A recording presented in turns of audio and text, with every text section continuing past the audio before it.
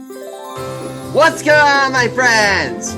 Welcome to episode 131 of the Gang Podcast, where we talk everything New York, New Jersey, Philadelphia, national, and international sports. Hosted by usually Grassani, joined by Alex Reich, Marcellus, Murdock, and our special guest as Ben Chase. You listen to the podcast right now on Anchor, Apple Podcasts, Spotify, Google Podcasts, Amazon Music, iHeartRadio, wherever you get your podcasts. You also watch the podcast right now on YouTube. Also, be sure to follow social media at GetYourGameOn. As well as said, it's time to get your game on. Yo, guys, we got a loaded show today. Well, I wouldn't say shitload, but today's show is complicated because we've been playing this episode for a while. Because after I have your boy Ben Chase, really great college football guy, we were planning to have this episode be the episode where we have him on and we talk college football. Now, we are still going to do that. But we have asked him, and Ben Chase is grace to agree. He's going to join us in like 10 minutes or so. He's going to join us in 10 minutes or so. He's going to give us like a couple minutes because major news broke in the baseball world. What was it, like almost like 3 hours ago? The New York Yankees have signed left-handed pitcher Carlos Rodón. 6 years, $162 million. Sorry, Marcellus, you going to say something? No, I just said at the deal. I'll let you talk for a few minutes or so. So we're gonna make this. We'll get more in depth into it in the second half of the show when we have some time to talk about. But I just wanted to get my opening thoughts that way before we have Ben on. Obviously obviously I'm thrilled with this. I'm thrilled. I mean, you guys heard me because here's my takeaway. We've been spending ever since Aaron Judge resigned. Listen, we were all thrilled that Aaron Judge was coming back. We were all thrilled. But at the end of the day, once Aaron Judge resigned, the narrative was, hey, okay, this is basically the same team from last year. How are you going to close the gap with the Houston Astros? The Mets are making a bunch of moves. Like, I know that's like if they get to the World Series, but how are you going to close the gap with them? How are you going to close the gap against the Astros? That was the big question. We were all thrilled that Aaron Judge resigned, but once Aaron Judge resigned, you're basically running back the same team from last year. How are you going to close the gap with the Astros? And this signing is a major step towards doing that. Carlos Rodón, the past 2 years, he has been one of the best pitchers in all Major League Baseball. Let's just call it what it is. He has been one of the best pitchers in all Major League Baseball, and you lock him. He's a left-hander. You all know how much you love left-handers in Yankee Stadium because left-handers are really strong against left-handed bats, and left-handed bats can take advantage of that short porch. That's a really big aspect there. Carlos Rodón, let me look at his stats. Really quickly from the past 2 years. Carlos Rodón, last year in 2021 with the Chicago White Sox, in 24 games played, 2.67 ERA. Last year with the San Francisco Giants, 2.88 ERA. The last 2 years, this dude has been a legitimate ace. He has been a legitimate ace. And you add him as your number 2 behind Garrett Cole, and you add him to a rotation with Garrett Cole, Luis Severino, Nestor Cortez, and Frankie Montas. Guys, Marcellus, I'm going to ask you this right now. I don't think this is that big of a hot take. The 2 best rotations in baseball right now are in New York.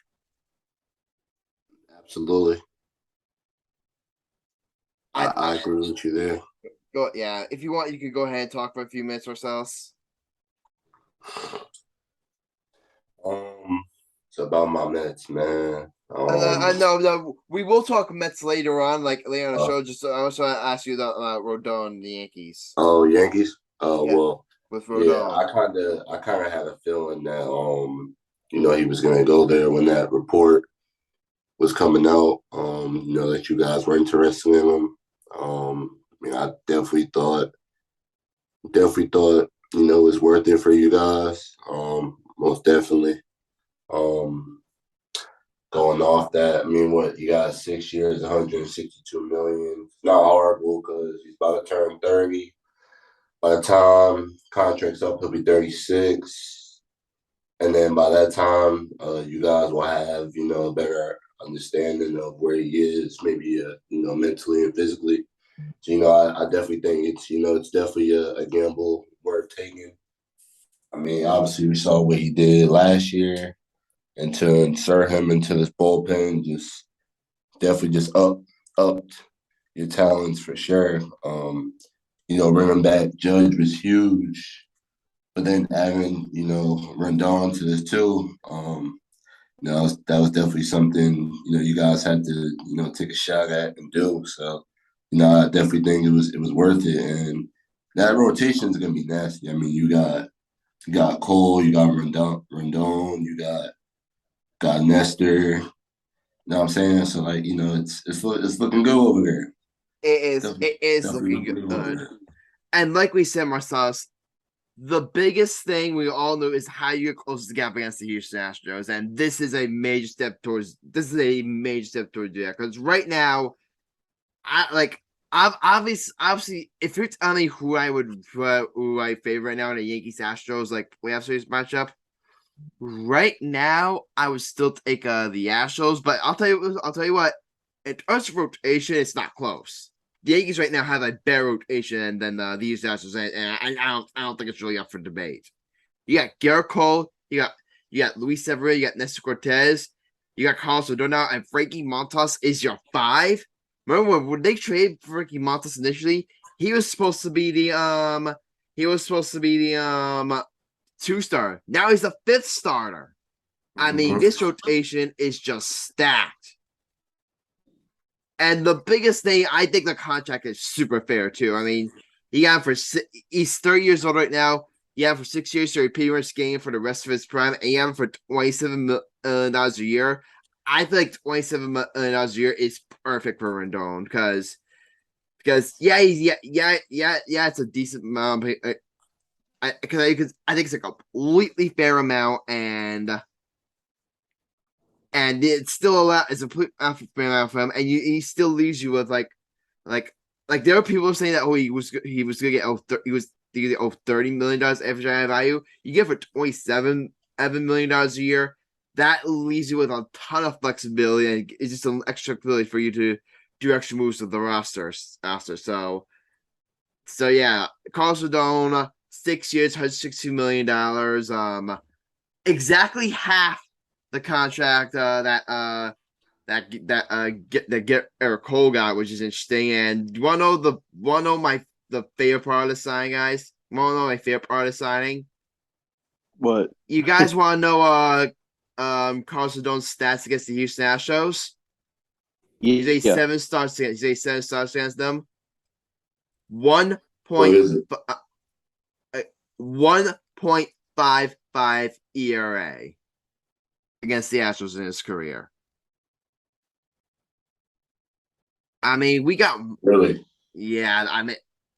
So if you want to talk about closing the gap between the Houston Astros, if you want talk about closing the gap between the Astros, to give you a major edge against the Astros, sign Carlos Rodón is exactly how you do it. He also I'm gonna send this to the catch chat right now. He also two more things. He also called out the Houston Astros for the cheating scandal. I'm gonna text that to the casual chat right now.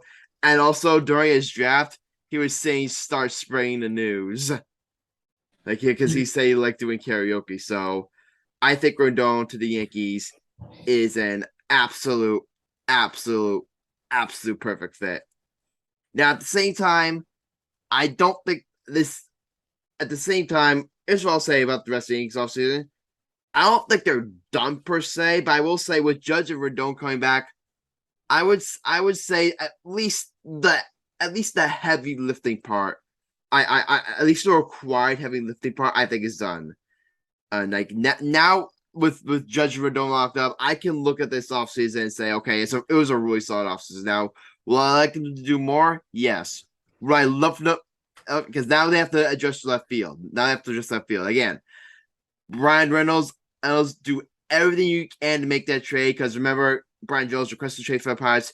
It's a report that the Yankees are his preferred destination. So you try to do everything you can to make that deal happen. If you can't, then if you can't make that deal, if you can't make that deal happen, then that would be perfectly fine going after and I'd be perfectly fine going after a reunion with Andrew Benintendi. Now, there's reports that Benintendi wants 5 years, and I wouldn't give him 5 years, but I have no problem giving it 4 years. I think the perfect contract for Benintendi, any right now, because right now it would be. Let me see. I'd give him $60 million over 4 years, with an option for the 5th year, with a club option for the 5th year. I think it's a perfect deal for both sides because I think 15, as edge value in 4 years is perfect for a guy like Benintendi. Yeah, I think so too. But if you guys were to get Reynolds, who would you necessarily want to see them trade to get him? I mean, it's gonna cost between Volpe, Peraza, and Dominguez. It's gonna cost at least one, if not two of them. Now, push come to shove, if I absolutely had to, I would give up Dominguez and Peraza to do it, but I would try to do it with just one of the three. All right, so enough Rendon to the Yankees talk for now. We are so happy to welcome on to the show. We appreciate him. Like, he was originally supposed to come on earlier, but we had to just get this Rodón to the Yankees news out of the way. A big college football guy. Alex, he's your guest. Introduce him. Okay, this is Ben Chase. He's been doing a college football road trip for a while now. He's been to at least 60 college football games, and he's continuing his road trip with bowl games that he's going to starting this weekend. And actually, tomorrow, I think he's going to. So I'm really excited to see what his Twitter content, as he always does. He does great work for his Twitter handle, and I'm really happy to have him on. Yeah, guys, thanks for having me on. Yeah, Ben Chase, welcome to the show. How you doing? Appreciate it, man. We appreciate you giving us the flexibility. We really appreciate that, buddy. Nah, no worries, man. It's I know we're all trying to do our own thing, and sorry, I know it's a little late, but I'm happy to hop on here with you guys. No problem, no problem. We're just happy you can make it. So, actually, mind if I give him the first question? Sure. So Ben, we're obviously bringing on to talk about the college football playoffs. So I'm gonna put you on the spot right away. I'm gonna come out hard. Yeah. Ohio State, TCU, Michigan, Georgia. Was that the right selection by the committee? Yeah, I mean, I think they got it right. You can't really punish TCU for going 12-0 and then losing in overtime to Kansas State. I mean, I hate Georgia, but they're the best team in the country. And then like South Carolina really broke a lot of hearts and dreams, beating Tennessee and also Clemson in the last 2 weeks of the season. Both of those teams could have been 11-1 and backdooring probably above Ohio State, but it's tough because like Ohio State's probably the second or third most talented team in the country, but they got waxed by Michigan.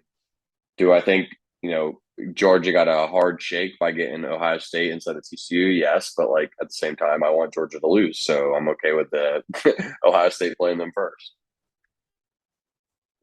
Yeah, definitely. A little bummed that that USC didn't make it because I know they had a great year, but I really think that loss in the Pac-12 to Utah that really killed all their chances.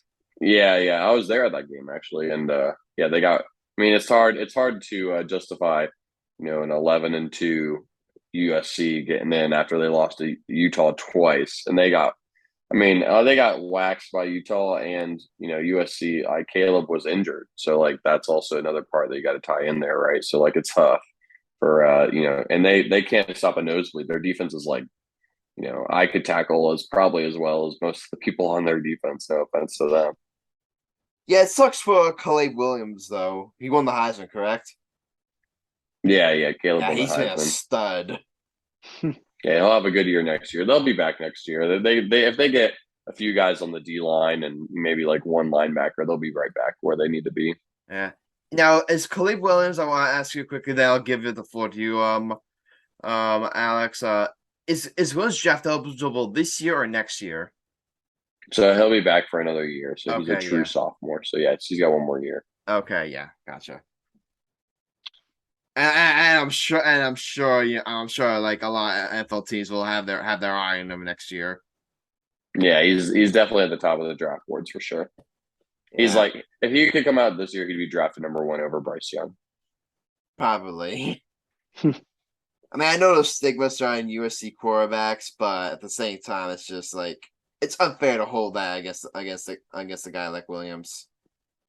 Yeah, I mean, you got not Alex Smith, Carson Palmer, but then you also had like Matt Leinart and Sanchez, Sam Darnold, Sanchez, Sammy Darnold. I still own a little bit of Sammy Darnold stock, but yeah, we'll see what happens with that. All right, Alex. I'm sorry. Go ahead. So, what have you been up to the past 24 hours? Yeah, so I mean, I got to Orlando, where I'm from, and where the next bowl game is tomorrow, the Cure Bowl. I've been basically just kind of tying loose ends. Today's I have 25 days left on this trip, and I'm just trying to make sure that I can get to the finish line. I don't have a ticket to the championship game, but today someone actually gifted me a ticket to the Fiesta Bowl, so that's kind of big, especially because that's like a $500 ticket. I've been trying to figure out some logistics with some potential sponsors for the very last run, which like is cool because I haven't really done a lot of sponsorship stuff. And yeah, like today I spent time with some of my friends in Orlando. Like I'm from Orlando, so just trying to see my friends and before this last little trip because I'm for Christmas I'm going to be by myself in Detroit. I may hang out with friends. Like I was invited to like a thing there, but like the holiday season, everyone's going to be with their family. I'm going to just be it's going to be me and Betty White on the road. Mm-hmm. I'm not sure if Marcellus and Adam know about your car story. Go ahead, tell us. Oh yeah, so just I mean Betty White's my van that I've been driving in for the last 60 games. Sleeping in. I think she's got like 4,300 miles on her on this trip and a brand new transmission. But yeah, so that's just me and Betty White on the road. So during the holiday seasons, I may be by myself, but she's like the MVP of the trip for sure. Wow, That's amazing. What's the most what are you most looking forward to in the time that you have left with the bowl games? What bowl stands out to you? Yeah, I mean, honestly, like tomorrow, the Cure Bowl is the only game on the schedule that has two conference champions. Also, two teams that have won 10 games in a row leading up to their to this bowl game. So, I mean, as far as games that like I'm going to go to that quote unquote don't matter. I mean, it's hard to turn up like UTSA against Troy tomorrow, and it's going to be in a soccer stadium. So, like, just like that's like a cool thing too. Obviously the Fiesta Bowl, Michigan and TCU, that'll be a barn burn. I think TCU, they're overlooked right now. They just got to come off a loss, but like the most dangerous person or most dangerous team is the one who's backed against the wall and like has everything to fight for. And you have 3.5 weeks to prepare for the bowl game, so you never know what's going to happen on that one. Other games. I'm trying to think of stadiums. I love New Orleans, so I'm sure anytime I go there will be fun. But yeah, I'm pretty excited for tomorrow's game and the Fiesta Bowl. What are your thoughts on the Tulane USC game? Yeah, I mean, it looks like Caleb Williams said today that his hamstring will be ready, so he'll be able to play. Tulane, I think they were 11-2, and the last one was against UCF, which like is an Orlando, college. Mm-hmm. So USC is going to put up a bunch of points, but the question is like, one can Tulane, and I think the quarterback's name is Pratt. Will they be able to keep up? And I think Pratt's going to stay, and then maybe potentially on the transfer portal. So there'll probably be a bunch of drama around that as well. But should be a good game. The Cotton Bowl. Last time I was at the Cotton Bowl, Florida lost to Oklahoma like 42-10. So I have traumatic memories of that. But besides that, it's okay. All right, Marcellus, Ashley, do you have any more questions, like, or at least right now? Yeah, Ben, Marcellus, you can go. Okay. Pleasure to meet you, Ben. Marcellus. What's up, man? Yeah, that's amazing, man. Doing that trip, man, that really must be like, exhausting for you. I am always tired. I normally have sunglasses on to hide the bags under my eyes. So I went to Coastal Carolina. Respect the struggle. Coastal, yeah. Yeah, I went to Coastal. So I want to ask you what you think about the bowl game. I see we're playing East Carolina. What are your thoughts on that game? Do you think you'll attend, or what you think about it? Yeah. So I'm going to that game. Which what bowl game is it? I know I'm going to the game. I don't know which bowl game it is. Birmingham Bowl. Birmingham, yeah. So that's the second. Actually, that game, that day, I'll be going to 2 games in one day. So I'll be going to the Camellia Bowl in the morning, and then I'm going to Birmingham, and that's Coastal and ECU, so a Carolina kind of bowl. And I'm excited to see that one. I haven't seen Coastal this year, but I did see Carolina, and I know your quarterback is in the portal right now for Coastal. Yeah, so we'll see what happens with that. I know Florida. I'm a Gator. I know that we're kind of circling him, and I'm sure there's some other teams. I think Notre Dame's kind of looking at him as well. So yeah, we'll see what about that. But I don't. Do you know? Is he playing or is he just like out? I don't know. I think he is playing. I think he came out and said that he will play the last game. He won't just give up on the team like that. Yeah. No, he bleeds teal, so I would think that he would stay for at least that part. Yeah, it's funny you said that though, because I see Auburn is looking at him too. Yeah, that would make sense too. Interesting. Auburn's a good program. Yeah, he's definitely a great talent, but I noticed that once we lost our coach, Jamie Chadwell. Yeah, he's a great coach. Yeah, great coach, but he had to take that contract, man. Yeah, Liberty pays Liberty that private school money, man. That private school money's tough. Yeah, no, I'm pretty sure Coastal wasn't giving him anything close to what he's gonna make now. So, I think he's making. I think they offered him like $4 to $5 million. So yeah, you had to take that. I think it was like 7 years. But and then that's another interesting point there too. Like once he left, now it's like everybody's in the transfer portal.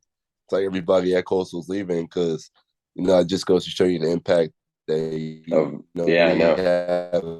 on the program. I mean, when we got known for football, we were always known for like baseball. It just takes one coach to kind of turn that culture around. Absolutely.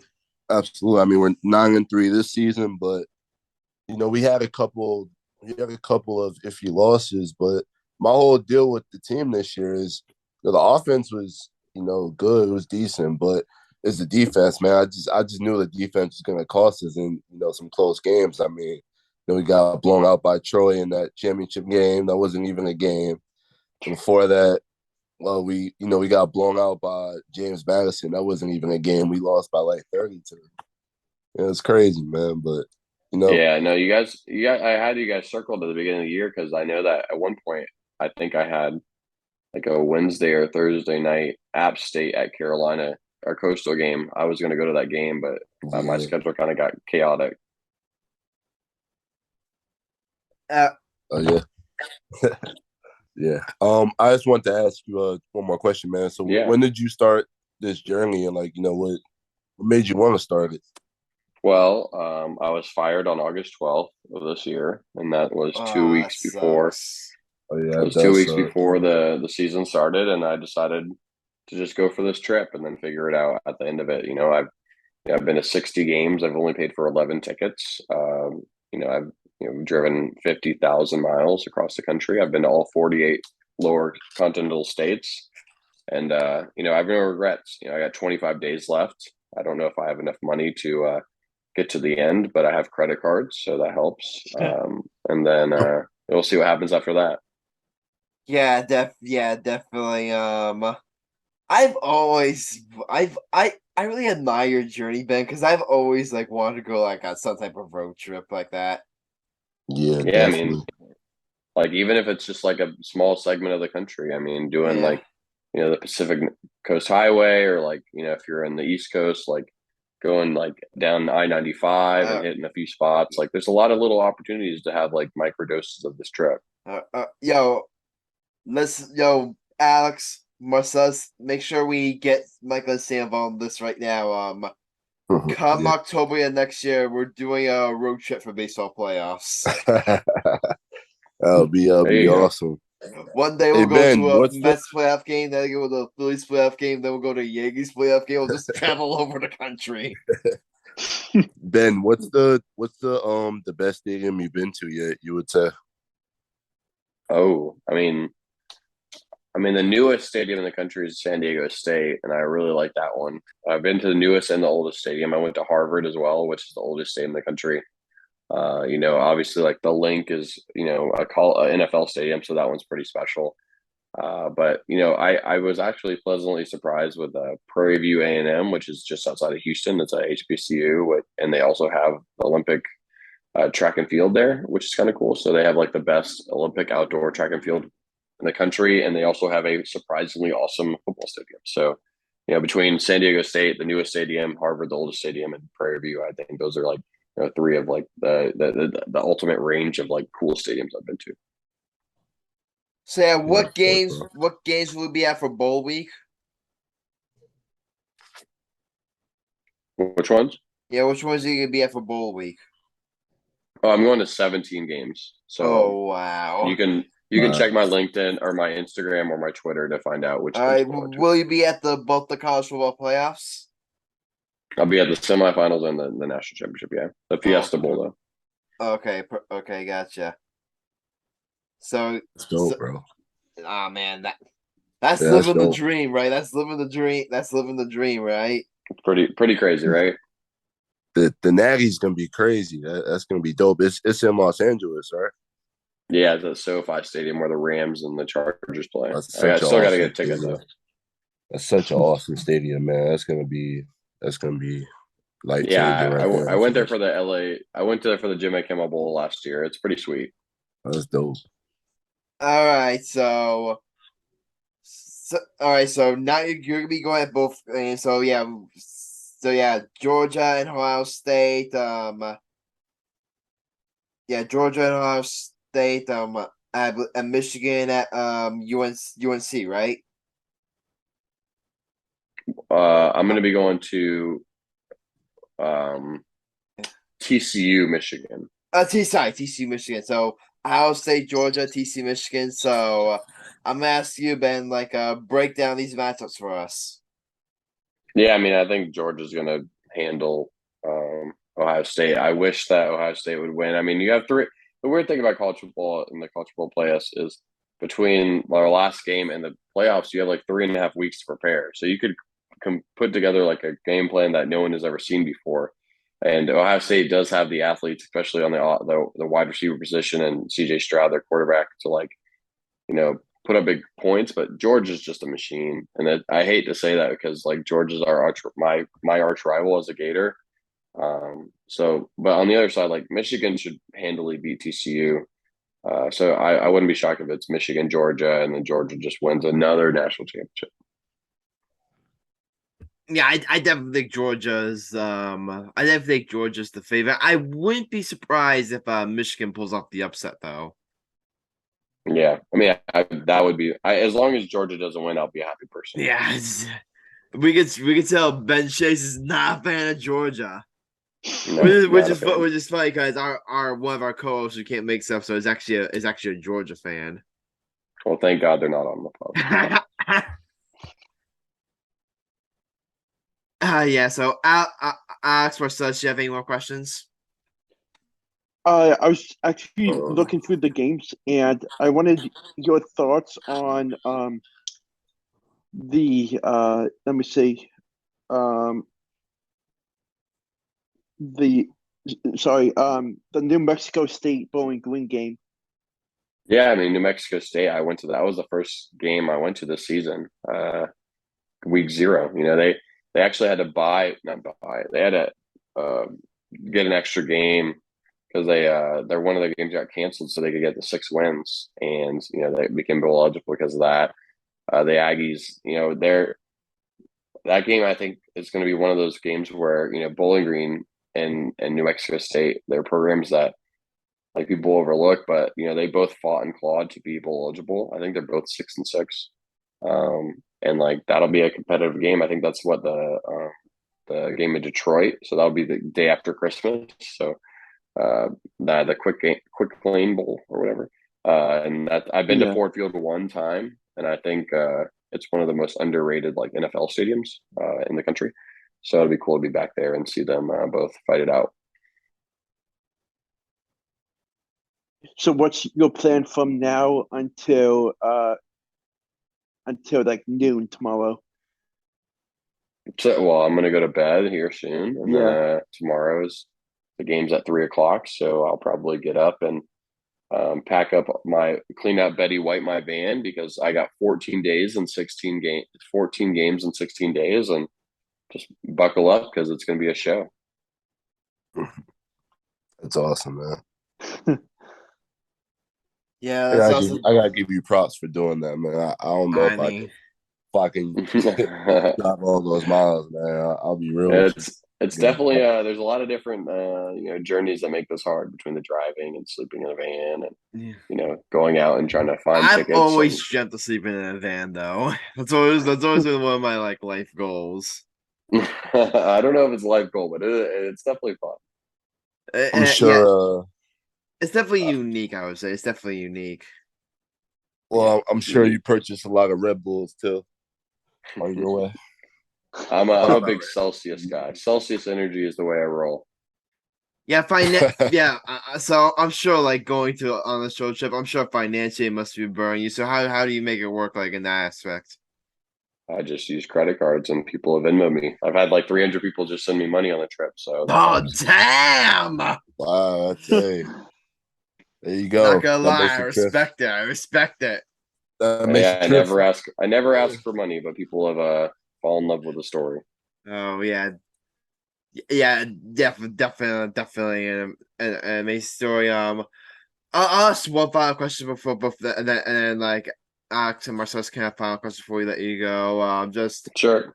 Now you're approaching the end of this journey. I want to ask you, like, how will you probably look back? Not your recent industry. How do you look back on like this journey that you've had? Yeah, I mean, like it's one of those. The story of this is going to come down to my original thesis, which was I believe that college football, more than anything else in our country, more than religion, more than politics, like brings people together. And me wearing your team's colors, like the fact that I've been to 60 games and I've only paid for 11 tickets. The people want to share what they love, and there's very few people in our country outside of the South, the Northeast, that love anything more than college football. Like, the Northeast has a big NFL contingent, like Rutgers isn't a big school for football, but like when I went to Harvard, like those people want to share what they love with, me and whatever small platform I have. And, I've been all over the country. I've been to Pullman, Washington. I've been to, Prairie View A&M, which is just outside of Houston, like Arkansas Pine Bluff. These schools, these people, these communities want to share what they love. And that's like what's at the end of the day, like that's what the story is about. Is like, nothing brings our country together more than college athletics and the opportunity to earn a college degree and living playing college sports. All right, Marcellus, Alex, any final questions? I'm good on my end. What about you, Alex? What are your plans for the year of 2023? Yeah, so I mean, I don't really know right now. I mean, I got 9 days of the first 9 days of the year is I'll finish up this trip, and then after that, I'll probably turn my phone off for 3 or 4 days and drive down to Mexico, and after that, we'll see what happens. Definitely. I'm sure you're gonna need like some time, to relax, after this trip. Definitely a for lot of sure. coffee. Yeah, I'll be turning off my phone and passing out on a beach in Baja, California. Okay, but Ben, we thank you so much for coming on the show. Michael, Yeah, appreciate it, Michael, guys. did you have one question to ask our guest Ben, college football guy, doing a college football road trip? He's been to so many games. Yo, you hear me? Yeah, we can hear you. Who's going for the hot take? We'll let you know later. We'll let you know later. But Ben, Ben, all right, Thanks, Ben. guys. I appreciate it. One last thing here. I approve already. Whoever what- goes, I hold on. Let me say goodbye to our guests, Michael. One last thing here. Tell us where all our listeners can find you. Yeah, you can find me on any socials. My boy came from out of town, so you know when Go ahead, Ben. when you play, No worries. you have to watch it. You know what I'm saying? Ben G Chase on socials, Instagram, Twitter. You guys have a good night, and All right, Ben. I appreciate you guys having me on. We'll come back anytime. Don't be a stranger, buddy. Take care, Ben. Cheers, guys. Go Gators. Take care. Go Gators. All right, that was Ben Chase. Really good to hear his journey about his college football his great here as college football journey. So, but guys, you know what time it is? Hot take.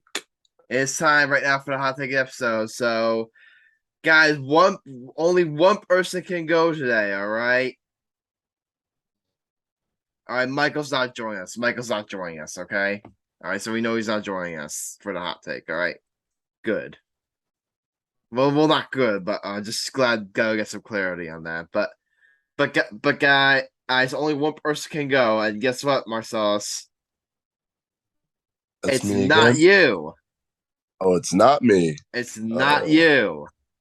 Oh, okay. Alex here is the only one that hasn't gone yet. Okay, Alex. I'm actually 2 hot takes ahead of you guys, so I'm not gonna be You going are? for a while. So, Alex, it's your hot take. Go ahead. Okay, so I was thinking about it, and I think that the Grizzlies are one of the nucleus in the West, and I think no other team in the West can be has that capability of beating teams like the Milwaukee Bucks, like they did tonight, dropping more than 125 points. And I just feel like Memphis is the team to watch out for in the West. So, is Memphis the worst team to watch out for in the West? Is what you're saying? Yes. Continue. Because the way John Morant and Dylan Brooks are playing, the level is unstoppable, and I just feel like there's no other team besides maybe Denver that can produce the way Memphis has been producing, and I just feel like Memphis is that one team that has the chance to win the West this season, and I'm not sure what other team can be on their level, but that's just my opinion, and I know that things can change, but Memphis is in the solid position to just absolutely take over the West. All right. Let me ask you some questions. So, I understand where you're coming from, Alex. I understand where you're coming from. The only problem I have right now is that right now it's not the fact that the Grizzlies aren't studs. They're clearly amazing. The problem is that they're not alone. The Pelicans are off to an amazing start. The Nuggets, the Trailblazers. mean, the Suns. The Suns. Yeah, you expect them to get it going. Oh, wait, sooner rather than later. I mean, the Warriors, if Curry can get healthy. I mean, the West is just loaded. So your points about the Grizzlies are valid, but I want to ask you, Marcellus. I mean, not you, Alex. How do you feel they stack up against such a loaded Western Conference? I just feel like I mean talking about Denver, they have to play Denver next Tuesday, and that game is at Denver, and I just feel like Memphis can come out hot just like they did tonight, and how they've been doing the rest of the season, and I I wouldn't be surprised if they come out with a win. Definitely. Marcellus, do you have any questions about Alex's hot take? No, Alex, I had a hot take not too long ago about Memphis and John Morant, and You want to it counter? You want to counter? kind of got shitted on. So you know what? No, I definitely proved this hot take, man. Look, we just saw what Memphis did tonight, man. They completely blew Milwaukee out, man. They had them down 70-41 at halftime. It's crazy, and they don't even have Bane. They don't even have Bane. They're doing this with Ja Yeah, and it's Brooke. insane. Dane and Ja had a triple double, man. Look, Ja, I told you guys my opinion on Ja, man. You know what? My hot take is They that he's held Giannis to top 19 two. points. 19 points. That's not Held easy to Chris do. Middleton to 3 points, 1 3-pointer. It's crazy. You know what I'm saying? And Like I think Hill is out though, right? For the Bucks. oh yeah, George Hill, but that's not even Yeah. that's it's not even saying that much, you know what I mean? Yeah, plus but they have Tyus Jones. well, yeah. Oh, yeah, Tyus Jones. Yeah, Tyus Jones is definitely he's a great backup, man. You know what? The thing about Tyus Jones is that, he can really lead his own team. I really think, he's that type of guard that has that respect. So I'm not, I definitely agree with your hot take. No, I approve because I really think that Memphis, is scary. And Mhm. you know how much of a toss up the Western Conference is, but they look very, very scary. You know, I really think Yeah, they can do some things for sure. Okay. I would absolutely take them over New Orleans. That's gonna, and you know what? It's kind of interesting you said that because it's gonna always be a toss up. It's still early in the season, so Yeah, we can't get carried away. But I just think that New I just Orleans think that I just think that their offense doesn't have that stability of what the Pelicans have, and it's just the way that their players react game by game, and they just New Orleans can't really have that stability every single game, and they don't yeah, have those types of players in John Morant and Dylan Brooks and Tyus Jones. But I know it's early, but I think Memphis is going to be a really big, solid team that the West will have to have their eyes on. But I think that Memphis just just lanes up everything in the West. All right. It's time for my verdict, and this is an easy one for me. I heard this guy in a red Philly shirt, so that's already a bad sign. This guy, red Philly shirt, spew all this blasphemy about the Memphis Grizzlies are the team to watch out for in the Western Conference. The same conference that has the New York Elks of Zion Wilson, the same conference that has the Phoenix Suns. Yeah, I know they're a bit. I know they're rough, but you're really telling me, Alex, that the Memphis Grizzlies right now are a bigger threat than the Phoenix Suns? It's that early in the season, and you're making such a bold take. What in the blasphemy are you spewing? What? So this is a very, very Easy one for me, Alex. You ready to hear this? Yeah. I'm approving. I got you there, didn't I? I got you. Uh, And all points make are, that was are very valid. that was very misleading. Yeah, But yeah, all that points was make very other groups misleading are valid. I for a mean, minute. John Morant's just a stud. And you have Destin Bain in the backcourt with them. You got Jackson Jr. I mean, this Grizzlies team, right now is loaded now. Right now, are they a team to beat right now in the West? I don't think you can definitely say that they are, but I say you can definitely say they aren't either, and that's why Alex, I'm ultimately going to approve this one.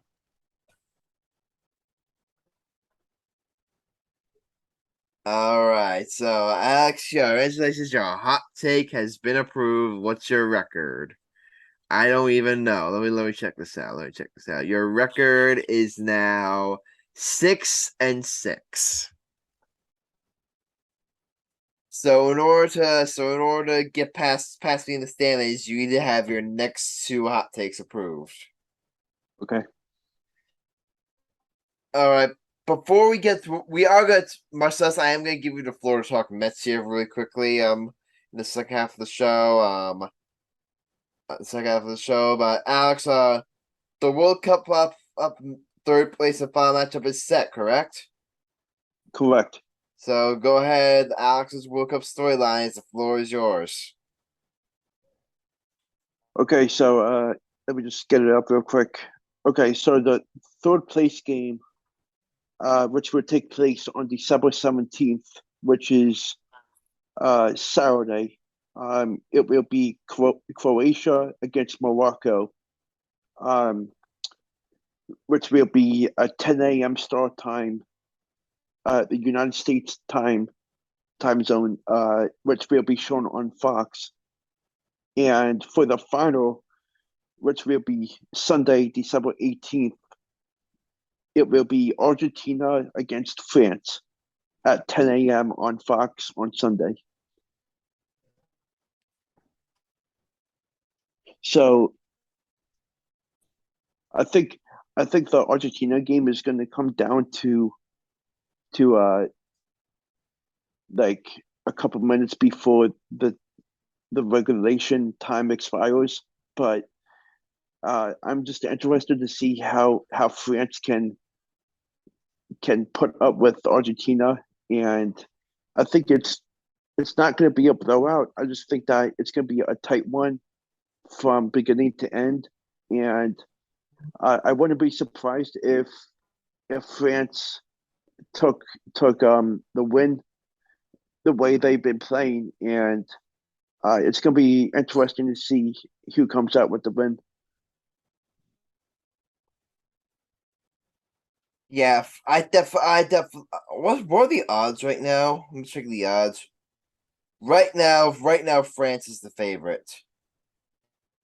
Actually, Yeah. Argentina is actually a favorite. Argentina is actually the favorite at -112. Mm-hmm. France is at -104, so it's gonna be a very, very interesting game. Yeah. But yeah, I mean, I'm definitely. I haven't watched much of the World Cup since Tuesday. I mean, I'm definitely gonna tune into both the third place and final matchups. Mm-hmm. Yeah, let me see. Do I have... Yes, I could tune into both. Yes, I could tune into both. So yeah, I'm definitely gonna be tuning into both.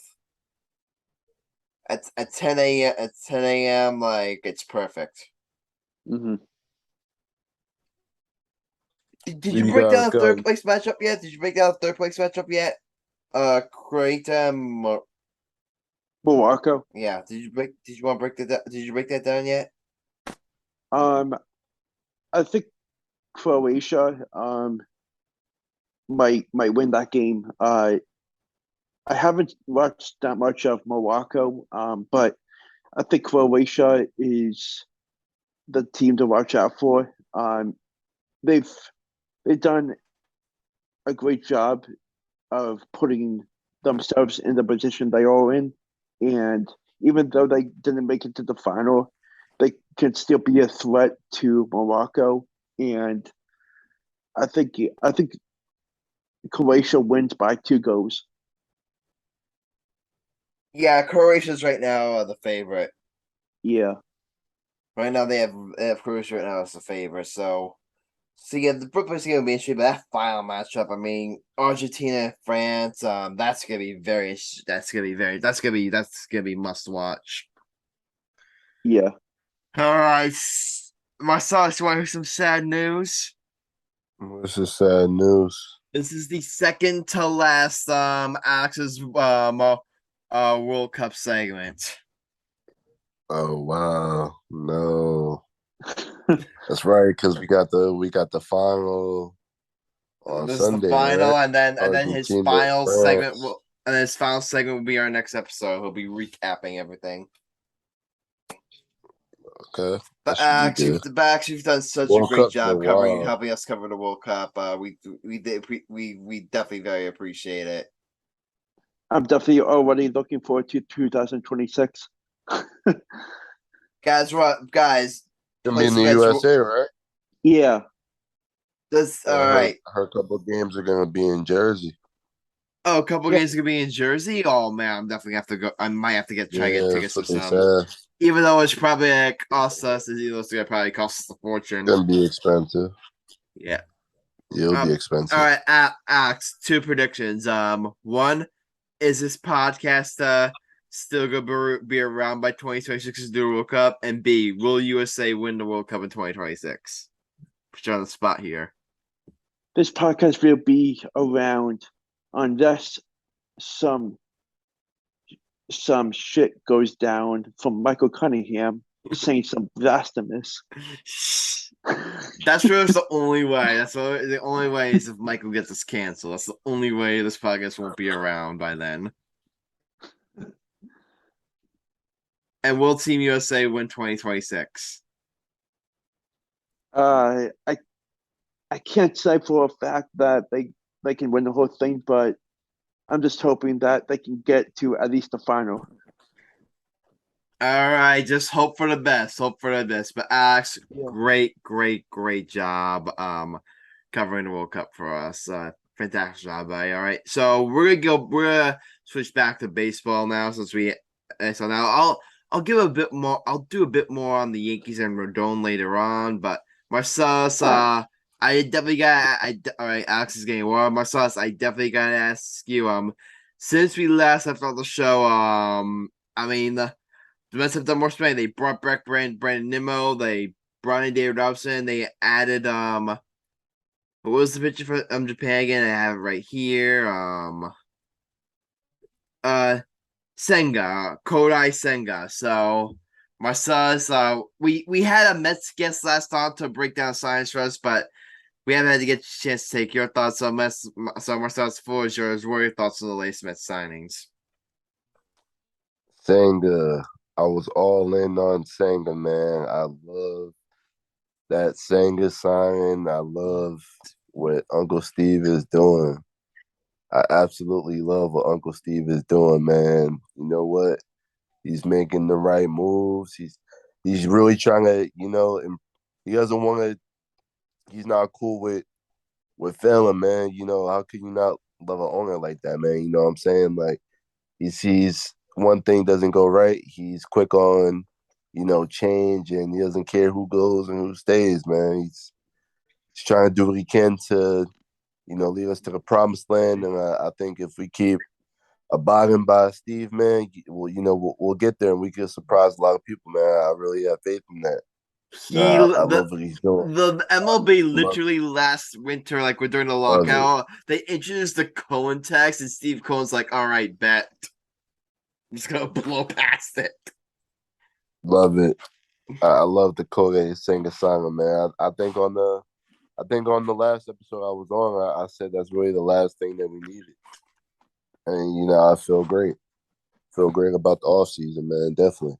Bring back Brandon was huge too.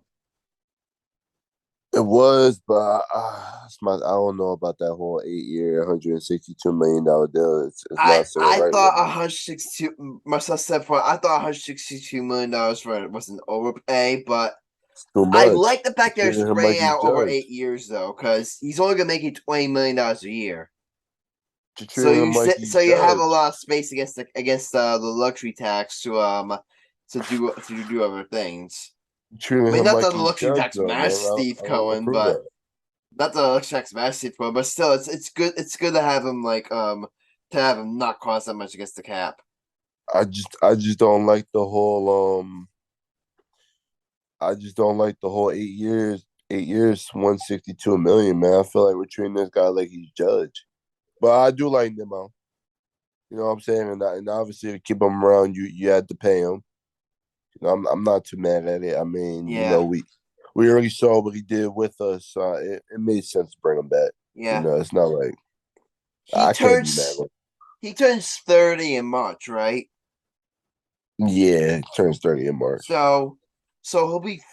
I think he'll be 38 by 37, 38 by the time contract's up. I don't think it's terrible. It's not terrible. I shouldn't say it's terrible because It's an overpay. It's definitely an overpay. But I heard people saying that, oh, who's gonna get $30 million a year? I'm like, I would not pay that. I think spraying out over 8 years was the right way to go for the Mets here. yeah, it definitely was. I agree. Also David Robinson. That's a huge sign. It really adds some much needed depth in that bullpen behind Diaz. I agree. I definitely agree. Yeah, I agree. definitely. Mets. One more question about the Mets. Do you think they're done? I don't think they're done. I don't. Really? I don't think they're done. I think we have one more deal. Actually, well, we just signed. I saw we just signed that catcher from the Oh, Brewers, and then what? Omar. I don't know. See his last name like Narvaez or let something. me look that. Let me look that up right now. Yeah, we do. Yeah, we signed him tonight, a 1 year deal. So, and That that's exactly that's going to my that point. definitely helps. That definitely helps. Well, that's going to my point right there. That's why I feel like another deal is coming because now, obviously, with that signing, that means that James McCann is out. He's gone. I think He's McCann's a gone, goner. and they're probably gonna add somebody else in that deal too. So, that's why I say I don't think we're done yet. We're probably gonna try and probably improve the outfield. I would think probably get one more outfielder. I would think. I would Yeah. hope. Right now, I would hope. if the off is was tomorrow, I mean, you guys have Marte will be your right fielder, Nimmo will be your center fielder, Lindor shortstop, McNeil would probably be at second. Do you guys still have Escobar on the roster? Yeah, we still have Escobar. So yeah, he can play third base for you guys. You got P. Alonso at first, so the only real hole I think you guys could really upgrade at is that left field. Yes, that's what we got to work on the left field. That's why I think another deal will happen. Would you consider a reunion with Michael Conforto? I don't really want Conforto. Really? I don't. I don't want Conforto. I mean, I'll keep it real, but Yeah, I will if say it yeah, happens, that happens. yeah. I don't blame you. I don't blame you. I think we mentioned him before, but as the Yankees talk, I think Benny wouldn't be a bad option. Or Michael I don't Brantley. think it would Michael be horrible. Brantley's up out there too. Or maybe they could work a trade for maybe a Max Kepler or something. I feel like that would be good. I saw that they were looking at Kevin Kramer, but I see he just got signed. But other than that, you know, I feel like we got something up our sleeve again. I know Uncle Steve, man, he got something up his sleeve. We just don't know what it is yet, but he definitely got something up his sleeve. I know he do. Yeah. And also, this all right. Marcellus, because this is also going to transition to our next story here, next baseball story. There was a report that you got that from Ken Rosenthal, like what was it, Tuesday night? Was it Tuesday or Wednesday night? I forget. Let me check it out. Let me check it out right now. I think it was Tuesday night, but I can't say for sure. It was Tuesday night. It was Tuesday night that you guys were interested in Carlos Correa. Yeah, before he signed that 13. And then a couple hours ago, he signs that 13-year, $350 million deal with the San Francisco Giants. Yeah. I want to ask you, Marcellus, what was going through your head when you first heard that report, and then he went to the Giants? I'll tell you what, for 2 hours, I really was a believer, man. I thought Correa was really coming. They got me for 2 hours. I honestly think that was a negotiating play by Scott Boras to try and get the Mets involved, to try and get the Giants to raise up their price, and clearly it worked. Because I think that they were trying to negotiate with the Giants, and Boras got the Mets involved, saying, "Hey Giants, if you don't pay my boy, the Mets will. Don't play with me." Apparently he was using So I heard Scott Boras was using the Mets as leverage. I don't know how true that is, because apparently the report came out that if Correa wanted to play with if Lindor, you want to play right? with one person who will want to be, and he said Lindor, and he said that he was willing to go to third base to make that happen, which would have been very huge. But like I said, I'm not the expert of the team, so Yeah. it doesn't really. But if you're getting a 13-year, $350 contract where we weren't going to offer you that. So I don't think the Mets weren't offering that. We weren't. We were trying to get them on a short-term high AAV.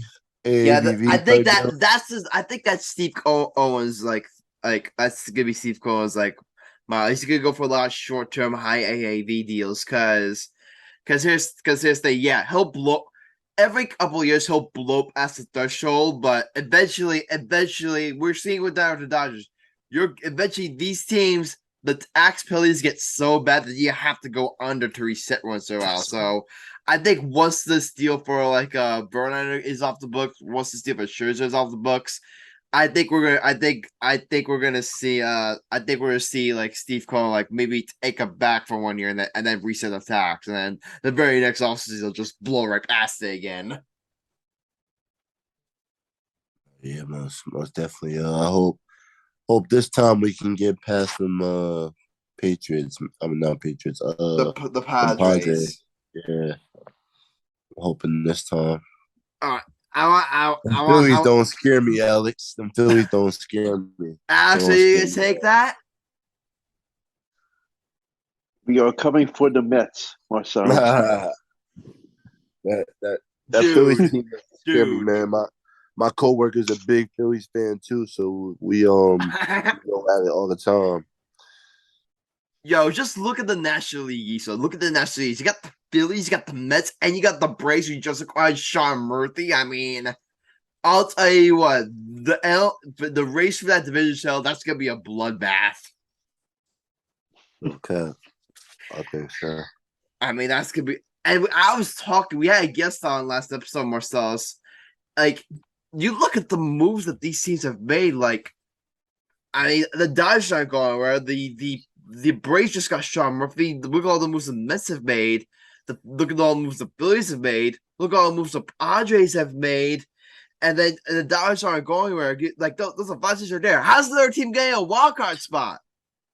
That's the one thing with the Giants. The Giants, they land Carlos Correa. Good for them.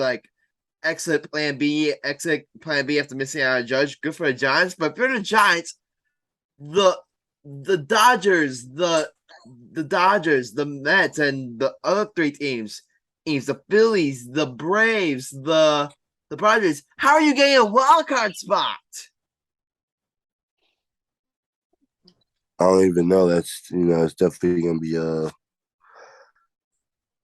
be tough. But all I gotta say is don't sleep on my Mets, man. We're gonna find a way to make it work. I got faith. That rotation is gonna I'm take gonna us. put you on the spot right now. I'm gonna put you on the spot. Both you and Alex. Right now, who would you say is winning the National League East? I won't be biased. I think the Phillies can repeat again. I won't be biased. You mean the Braves, right? You mean the Braves? Braves, I meant, yeah, All Braves. right. Nah, All right. actually, no, us. I like it. I like it. I Forget like the the Braves. optimism. I like the optimism. Forget the Braves, man. Especially if they lose Swanson, they're not scared of us. We got that. Yes, yeah, yeah. Especially if the Braves lose Swanson. Yes, they had Sean Murphy, but still, with how many moves We the don't care who they add, man. We got better, man. Alex, I'll put you Got on the better. spot. I'm gonna put you on the spot. Who's winning the National League East? Who's winning the National League East? Mr. Red October. Thank you. End of discussion. Oh my god. Yo, guys. Baseball season cannot come soon enough. Marcellus, would you agree? Opening day cannot come soon enough. I agree. It can't come soon. But yeah, 13 years, $350 million for Carlos Correa. I mean, for the Giants. Like I said, good for them. Really big bat for them. Really big bat for them. But I still like, at least for this, I think going forward, like at least with the upcoming year, I don't see how they crack a playoff spot. They still got work to do before they can catch like. Forget the teams in the National League East. The Dodgers and the Padres, like they got some work to do before they can before they can pass either one of those teams.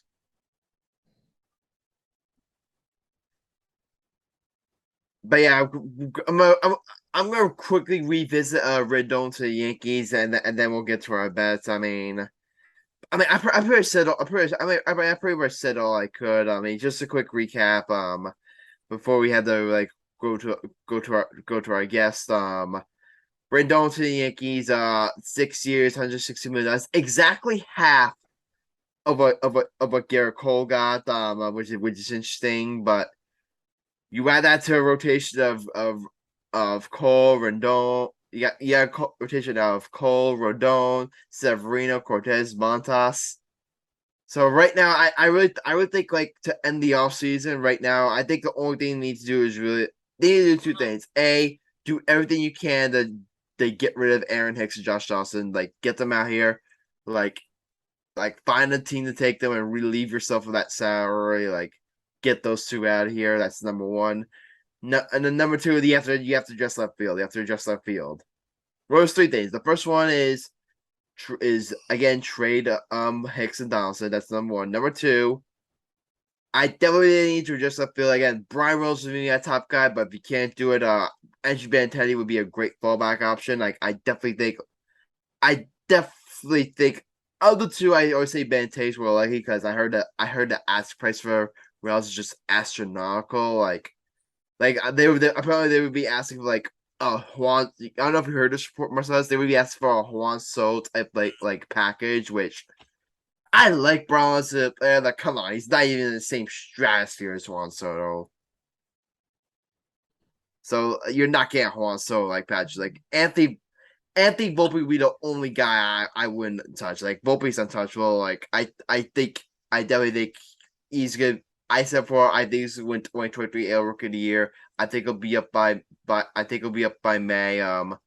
That's the one guy I'm not touching. But other guys like maybe the one trade that I think Brian Rose could work where let's say they do say like okay like where like Dominguez and Peraza or no deal. I'll say okay, you guys can have Dominguez and Peraza, but we'll also attach you'll also have to attach Aaron Hicks's contract to that.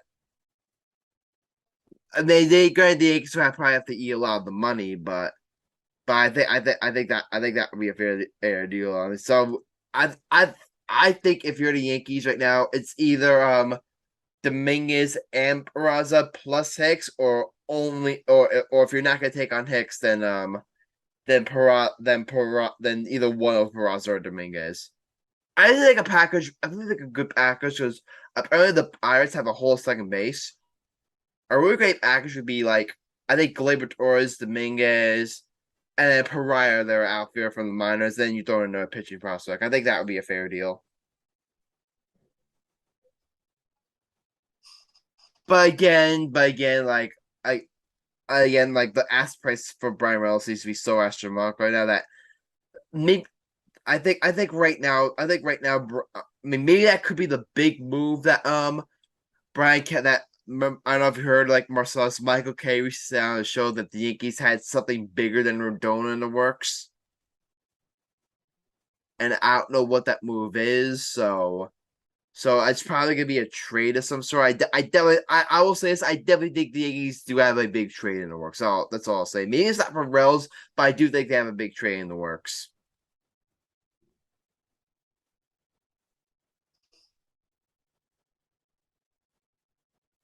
So yeah, let's wrap it up. Carlos Rodón to the Yankees. I mean, again, none of that I can say that I already said in the first half. Just I'm thrilled. He's easy, one of the best pitchers to be. So you have him $27 million a year for 6 years. I think that's a completely fair deal for both sides. You save money against the luxury tax. You save money against the luxury tax, and you get a guy who A hates the Houston Astros and B has pitched extremely well against the Houston Astros. I said before, this is how you close the gap against the Houston Astros. Moves like signing Carlos Rodón, who we just mentioned before, his numbers against the Astros, 1.55 ERA, 44 strikeouts, 1.04 WHIP in 7 starts. Adding him alone, we all knew that the Yankees had to bring back Judge. Done. Like that's done. I'm throwing the Judge's back, but after Judge was back, Judges are back, they still have more work to do to close the gap between the East Astros and sign Carlos Rodón on adding to rotation of Luis Severino, Nestor Cortez, Garrett Cole. This is how you close the gap against the Astros. Now, are the Yankees necessarily done? No. Again, I would like to see a trade for Brian Reynolds. Maybe bring back Bante. Maybe there's another trade going on that Michael K mentioned. Maybe there's another trade you don't see coming, but when we said before, the Yankees need to close the gap against the Astros, signing Carlos Rodón is a big, big, big first step into doing just that.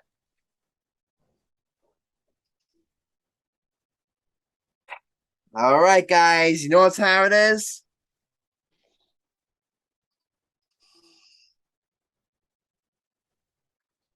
It's time for our best of the episode. I still haven't done the calculations for our previous bets yet. So again, if you want to look for if you want news regarding all our bets, then go look on our Instagram, look on our Twitter, like that's where we have all our bets. So we do have Michael's bet right now, but we don't have Sam's bet, so we'll wait for there.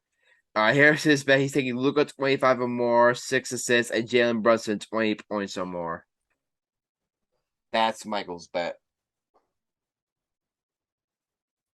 You guys ready for me to get my bet out of the way? I'm going to make this one short. I mean, I lost my eye. I had Devils. I mean, Nets over Warriors won. Patriots over Cardinals won. Devils over Stars screwed me, and the Devils they've definitely hit a bit of a rough patch. Hopefully they can turn around soon. I mean, I would talk about them more, but I'm just tired. I want to end this episode already, so I'm not going to. Maybe I'll talk about them a little bit more next episode, but they're going through a rough patch right now. I mean, it was expected. They weren't going to play such amazing hockey all year. I mean, they just lost to your Flyers, Alex, so I'm sure you're happy about that. Yep. Yes, yeah, but I think they'll turn around eventually, and that is this a regression? Maybe, but it's only a regression because they were just playing so astronomically good that there's no way they were going to keep up that pace throughout the rest of the year. So the big thing I'm worried about is their schedule over the next coming days is really rough. I mean, their schedule is just rough. That's the one thing that concerns me. But guys, guess what? For my first bet, I'm throwing all that shit I just mentioned out the window. I'm taking the Devils over the Panthers on Saturday. I think there are 4 games this season now. I think the streak will end. Like it's at home. The Panthers have not been that great this year. I definitely like them to end the streak against the Panthers at home on Saturday. That's my first bet. My second bet, I'm going to take the Brooklyn Nets. Take a guess which game. Alex, take a guess which game. Not sure. I'm taking them over the Pacers. I'm not taking them against the Raptors because if it was at home maybe, but the Nets right now are 500 on the road. I believe the Raptors record at home was like 10-4. No, I'm staying away from that. I'm gonna take them over the Pacers on Sunday. The Pistons. Nets over Pistons on Sunday. And my last bet, I'm gonna take a big gamble here. I'm gonna take the Giants over the Commanders on the spread plus 4.5.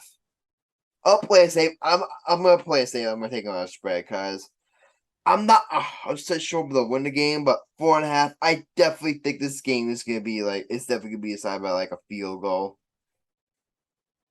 So I feel comfortable taking the Giants plus 4.5. All right, so Alex, go ahead, do your bet. Okay, I'm gonna do 2 college basketball games and 1 NBA game. Okay, hit me. Okay, so my first one is Kansas money line against Indiana, Okay. and let's see. I'm gonna do Rutgers money line against Wake Forest. Smart man. And I am gonna do Sixers money line against Golden State.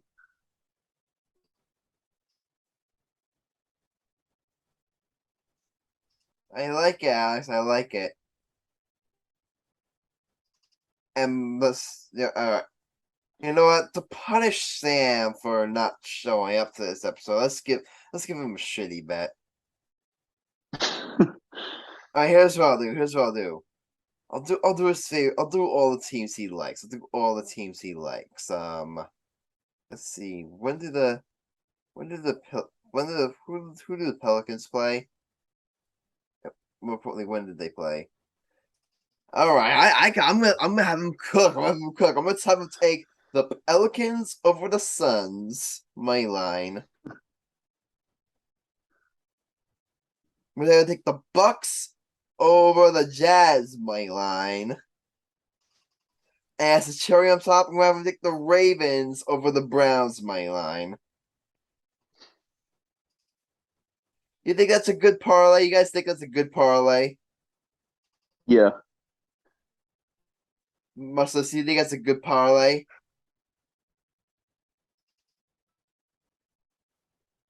All right. Marcellus, you're last up. Go ahead.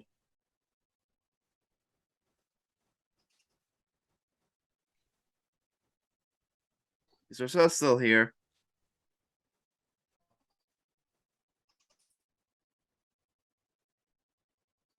All right. Well, we're just gonna wait. We're just gonna wait for a couple minutes to get Marcellus back.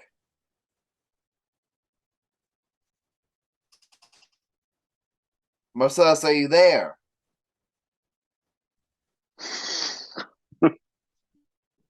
Please tell me you didn't fall asleep.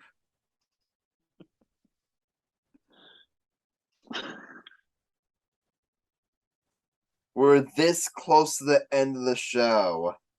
God damn it.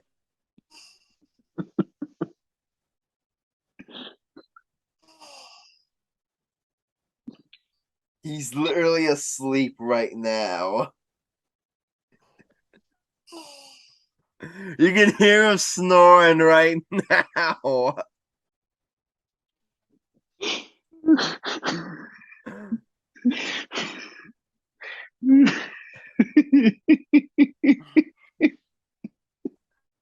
I don't know whether to be angry or to be impressed.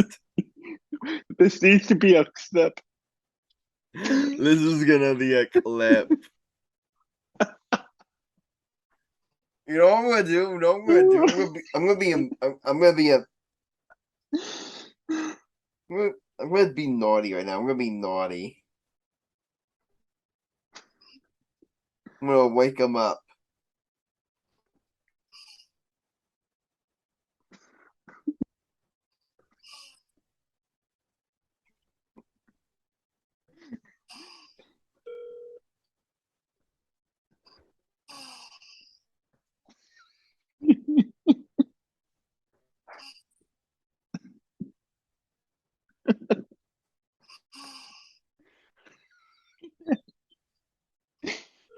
Alex, what do we do here? Do we just give him a random bank holiday? Do we just give him a random bank holiday? Yeah. Okay. Oh my god. My goodness. This is the first time this happened. It took 130 plus episodes. I'm not even gonna bother muting. I'm just gonna let him sleep for the rest of the episode. All right. So for Marcellus's bet, as a reward, let me think of a good one as a reward for him falling asleep on us. Let's think of something good. I think it's a Nick's special. money line. What? Nick's money line. Knicks are playing the Bulls, so I'm not sure how much of a reward that is. But all right, we'll throw that one in there. We'll give them Knicks. We'll give them the Knicks. We'll give them Knicks of a. What else? How about let's see. How about Timberwolves over LKC? Nah. How about this? How about this? We'll do Knicks over Bulls. We'll also give them the Nets game that I did not take. Well, I know. We'll give them the Nets game I didn't take. We'll give them the Nets game that I did not take. Nets over Raptors.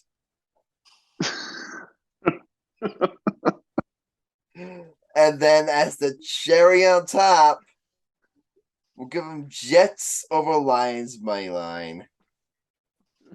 Yo, could you imagine if this actually hits? Oh my god. Oh my god. Alex, could you imagine if this actually hits? I would be cracking up if it actually hits. Knowing our luck, it's probably gonna actually hit. Oh my god. All right, guys, that's all for this episode. Yo, Alex. Yeah. Describe today's episode in one word.